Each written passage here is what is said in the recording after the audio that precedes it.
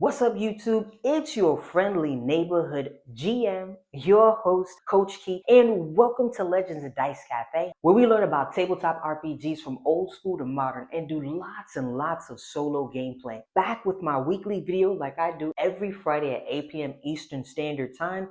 I skipped last week because I had the opportunity to GM in person for the very first time at a convention out here called MomoCon, and it was a very cool experience, which I'm looking forward to sharing with you guys. And if I can get all the footage together over the weekend, I'll be able to drop that video for you guys next Friday, so make sure you stay tuned. And today's video is courtesy of our Patreon supporters. They get to pick the video that I do for the week every other week. So if you're looking for another way to support the channel, definitely hop on over to Patreon and subscribe. And for tonight's video, I'm going to be reviewing 5th edition Dungeon Master's Guide, letting you guys know from my perspective, from a new GM's perspective, is it even worth adding to your collection?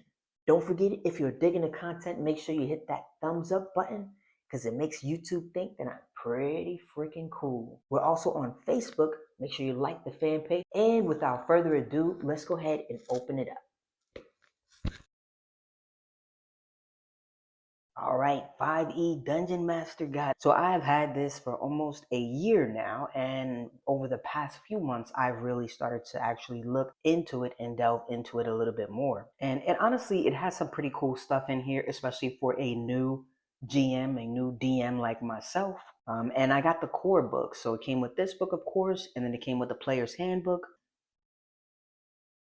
And of course, the monster manual. But it not only came with that, it also came with a really cool Dungeon Master screen. And I think I paid maybe, at the time, maybe $85 for this. I absolutely do use this within the games that I play. I didn't take this to MomoCon. I was trying to pack as light as I could, even though my book bag was still heavy as hell. But I do definitely use the monster manual.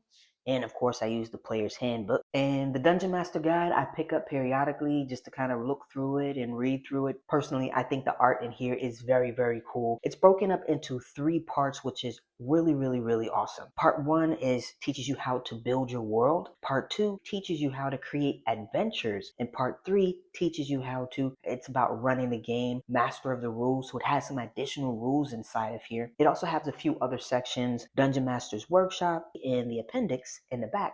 Those are really cool as well. Section 1, it's showing you how to create your own world, creating the gods in your world, creating settlements. Got some info on creating your currency, your factions and organizations. And I like this part right here, creating a campaign.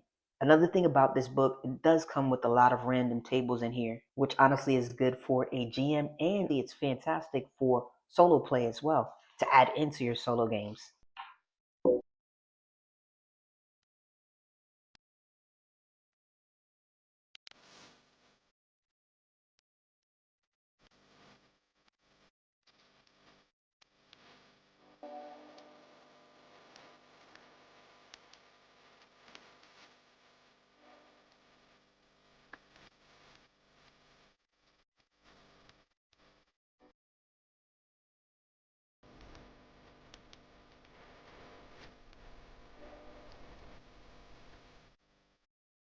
And then part 2, creating your adventures. Like I said, it has really cool tables inside of here.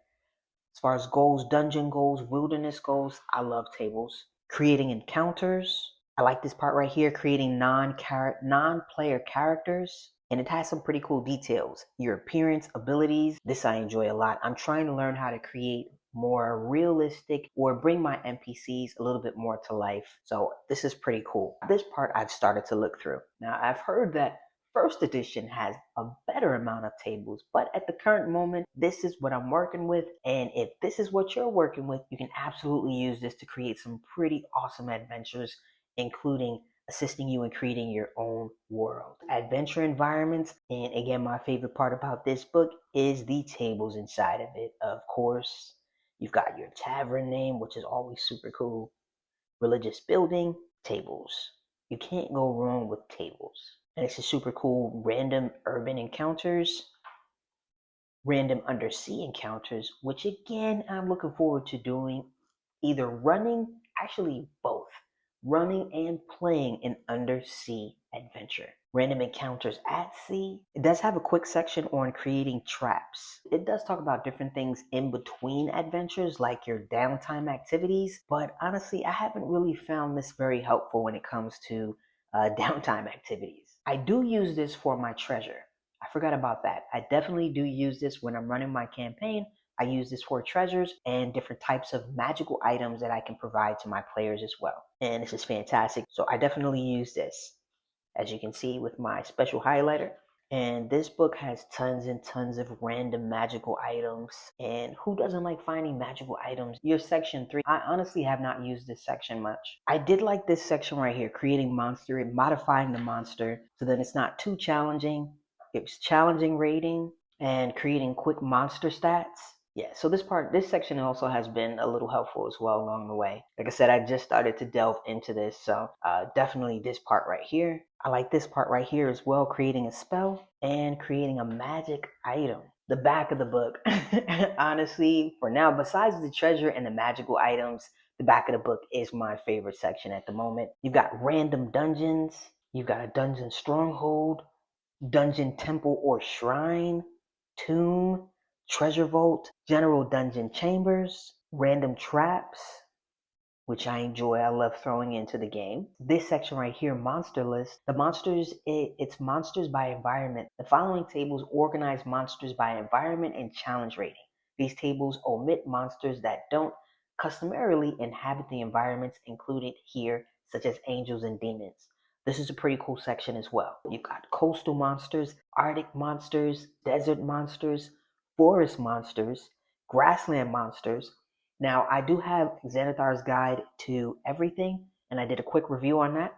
I do use Xanathar's Guide to pull out random names as well as random encounters, because they do have a section in there for like urban encounters, undersea encounters. So I definitely have been using that section in there. Hill monsters, mountain monsters, swamp monsters, Underdark monsters, underwater monsters, urban monsters. And then it breaks it down, monsters by challenge rating, which is also very helpful.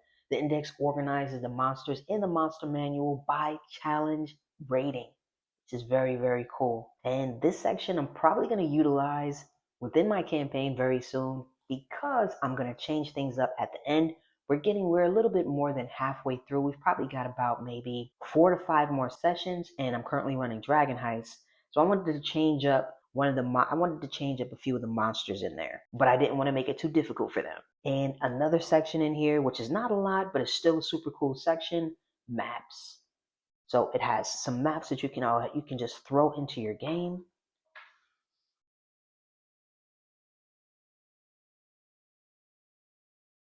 Again, not a lot, but the ones they do have are pretty cool to me. For a new GM, I absolutely do not think that you need this book to be a good GM, to be a good DM at all. The core books aren't even necessary for you to run a 5th edition game, and there are free adventures online as well. But if you do have this and you're looking to create your own world, this is something cool to look through, but definitely not necessary at all. But I probably will buy the new Dungeon Master Guide out of curiosity of what's inside of it. And I'm curious to honestly look at the rules. I know it's not a new edition, even though it's not the same as 5e. I guess it's a revamped version of 5e. I'm curious about the changes that they've made. So definitely not necessary, but honestly not a bad addition into your collection, to be honest. So thank you so much for taking the time to watch the video. Don't forget to make sure you hit that like button, make sure you comment, and make sure you subscribe. Turn on your notifications so you don't miss out on any of the cool content that I drop every single week. As always, I hope you guys have a super fantastic rest of your Friday and enjoy your weekend. I will see you guys back here, same time, 8 p.m. Eastern Standard Time on Friday. And